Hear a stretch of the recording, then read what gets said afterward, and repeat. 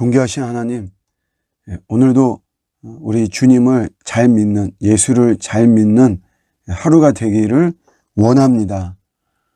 저희들의 발걸음을 인도해 주시고 또 시시때때로 들어오는 어둠의 생각들, 부정적인 생각들이 있습니다. 먼저 근심하고 염려하고 불안하고 속되게 생각하는 이런 생각들, 마음들이 있는데 성령의 능력으로 차단시켜 주시고 오늘도 하나님 나라의 꿈을 꾸면서 예언하고 환상을 보고 선한 꿈을 꾸는 오늘 복된 날 열심히 살아가는 하루가 되게 하여 주옵소서. 예수님의 이름으로 기도드립니다. 아멘. 오늘 주시는 말씀은 민수기 7장 1절 1절 이하입니다.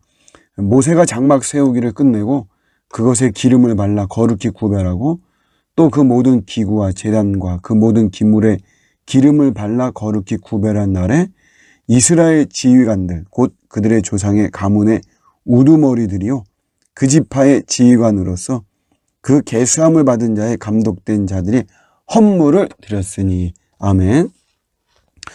모세가 이제 드디어 장막 세우기를 끝냈습니다. 성막을 완공했다, 이런 말이죠. 그래서 그가 성막과 기물에 기름을 발라서 성별하죠. 성별. 거룩히 구별합니다.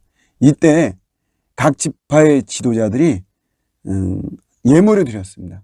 그런데 적은 예물이 아니에요.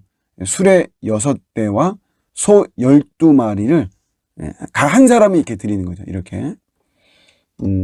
적지 않은 예물을 드렸는데, 이제 그 마음은, 이게 이제 억지로 하는 것은 아니죠. 하나님을 더 많이 사랑하고, 리더로서, 또 공동체를 위해서 더 많이 수고하고 섬기는 이런 마음에서 출애굽할 때 이들이, 그때부터 리더로 세워진 것은 아니죠.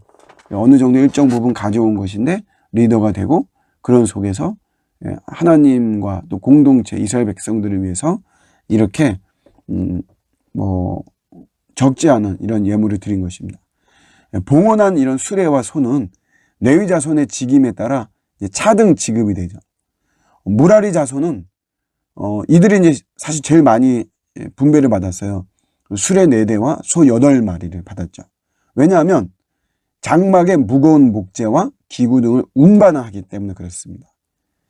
그 다음으로 이제 게르손 자손들이 수레 2대와 소 4마리를 지급했는데, 무라리 자손과는 좀 다르게 비교적 가벼운 물건들, 앙장, 휘장, 덮개, 이런 것들, 이제 소품이죠, 소품.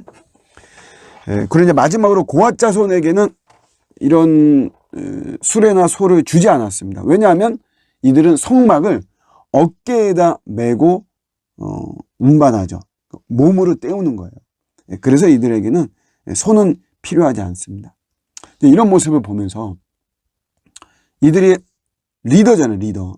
리더들의 헌신하는 모습을 우리가 볼 수 있습니다. 참 중요한 겁니다. 여러분, 공동체의 고통은 사실 어디서 옵니까? 리더들이 자신의 역할을 감당하지 않을 때 옵니다. 우리나라 어떨 때 힘듭니까? 대통령이 자신의 직임을 하지 않을 때 그때 나라는 괴로운 것이에요. 모든 리더가 있죠. 각 장관도 있고 청장도 있고 서장도 있고 소장도 있고 본부장도 있고.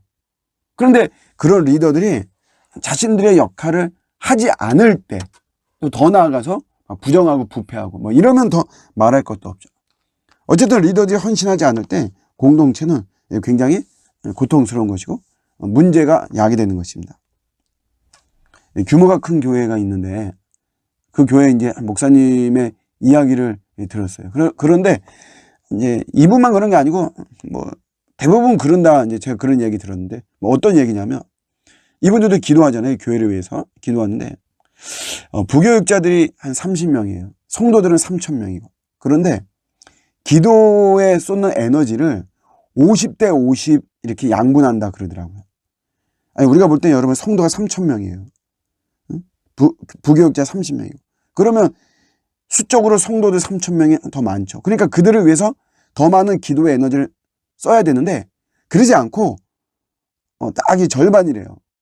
그러니까 이 말은 뭐냐면 이 부교육자 30명 숫자는 적지만 이들이 리더이기 때문에 이들의 역할이 더 큰 거죠. 이들이 삐딱하면 공동체가 괴로운 것이에요. 그래서 중보에 많은 에너지를 거의 3,000명의 성도와 비등하게, 그러니까 그거는 시간도 그러잖아요. 시간. 내가 성도 3,000명 위해서 1시간 기도하면 부교육자 30명 위해서 1시간 기도한다는 거예요. 저는 이런 이야기를 뭐 여러 번 듣거든요. 여러 분들을 통해서도. 굉장히 사실 공감하는 부분이 많습니다. 왜냐하면 리더가 움직이지 않을 때 하여튼간 막히는 것이에요. 교회가 교회가 참 괴롭고 안 풀릴 때 거기에는 누구의 문제가 있냐면 담임 목사의 헌신하지 않는 모습이 사실 있어요.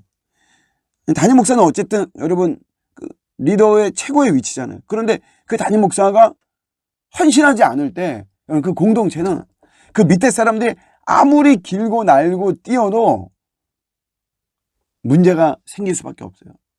절대로 앞으로 나갈 수 없습니다. 마찬가지입니다. 여러분 교회는 뭐 여러 또 우리 중직자가 있는 거죠. 뭐 저희 교회도 마찬가지고 중직자가 헌신하지 않으면 괴롭습니다. 그 공동체가 흐르지 못해요. 사역할 수가 없습니다. 중직자가 안 하는데 누가 하겠어요? 오늘도 이들이 뭐가 더 있어서 그렇게 수레 6대와 소 12마리를 헌신하는 것이 아니죠.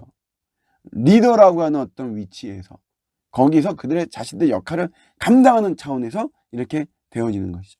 우리 모두가 다 교회 내에서 또 각각의 우리 속해 있는 이 사회 일터의 역할 속에서 리더의 역할을 다 합니다. 크고 작은 공동체에서 나에게 주어진 리더의 역할들을 귀하게 여기면서 리더가 움직이지 않으면 그 공동체는 결국 힘들어질 수밖에 없다. 이런 사실을 잘 깨달으면서 우리가 더 리더의 역할들 잘 감당하는 저 여러분들의 오늘 하루가 되시기를 주님의 이름으로 축복합니다. 아멘.